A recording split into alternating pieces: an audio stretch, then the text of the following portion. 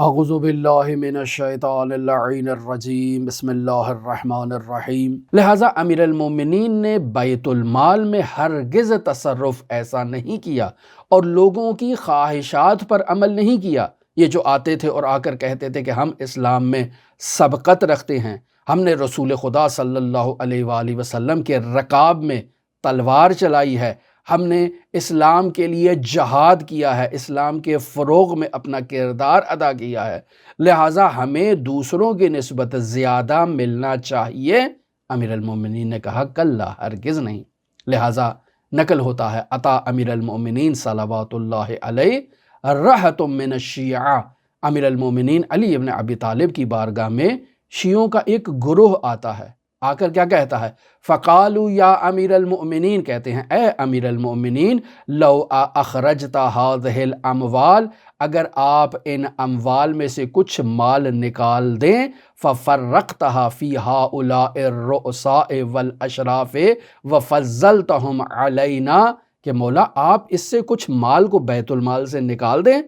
اور اس مال کو ان رؤساء اور ان اشراف کے اوپر جو ہے وہ اگر ہماری نسبت، جو آپ کے خالص شیعہ ہیں، ہماری نسبت آپ اس اموال کو ان رؤساء اور ان اشراف پر کچھ زیادہ خرچ کر دیں۔ کیوں زیادہ خرچ کر دیں؟ حتی اذا استوثقت الامور، یہاں تک کہ حکومتی معاملات مضبوط ہو جائیں، ادت الی افضل ما عودک اللہ من القسم، تو پھر اس کے بعد آپ اپنی عدالت اور مساوات کے اوپر واپس پلٹ جائیے گا، بالسویت، اور مساوات کے ساتھ لوگوں کے درمیان تقسیم کرنا شروع کر دیجیے گا، بالعدل فی الرعیت، کہ اس عوام میں جو مساوات ہیں، عدل ہیں، اس کے ساتھ آپ واپس لوٹ آئیے گا۔ بس تھوڑی دیر آپ صبر کر لیں، تھوڑی دیر آپ تحمل کر لیں، تھوڑی دیر کے لیے آپ اس بیت المال سے کچھ اموال کو اٹھا کر ان اشراف کو اور ان اغنیاء کا منہ بھرنے کے لیے انہیں دینا شروع کر دیں تاکہ آپ کی حکومت مضبوط ہو جائے۔ تو حضرت جواب دیتے ہیں کہ ہرگز نہیں، ہرگز نہیں، واللہ لو کانت اموالہم مالی،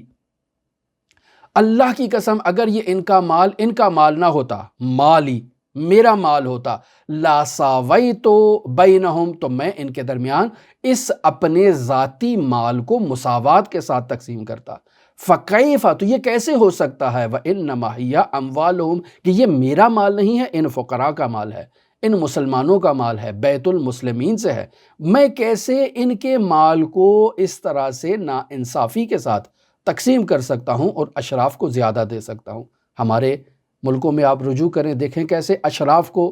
نوازا جاتا ہے، کیسے اغنیاء کو نوازا جاتا ہے، کیسے قانون کو ان کے لیے پھیرا جاتا ہے، کیسے اپنے مفادات کو حاصل کیا جاتا ہے۔ یہ سب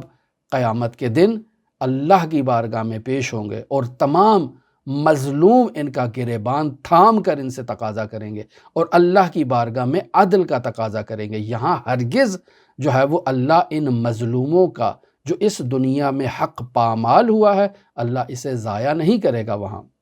دعا گو ہے خداوند متعال منجی عالم بشریت حضرت صاحب العصر، صاحب الامر، صاحب الزمان کے ظہور میں تعجیل فرمائے اور ہمیں حضرت کے اصحاب و اعوان و انصار کی فہرست میں شمار فرمائے۔ اللہم صلی علی محمد و آل محمد وعجل فرج قائم آل محمد۔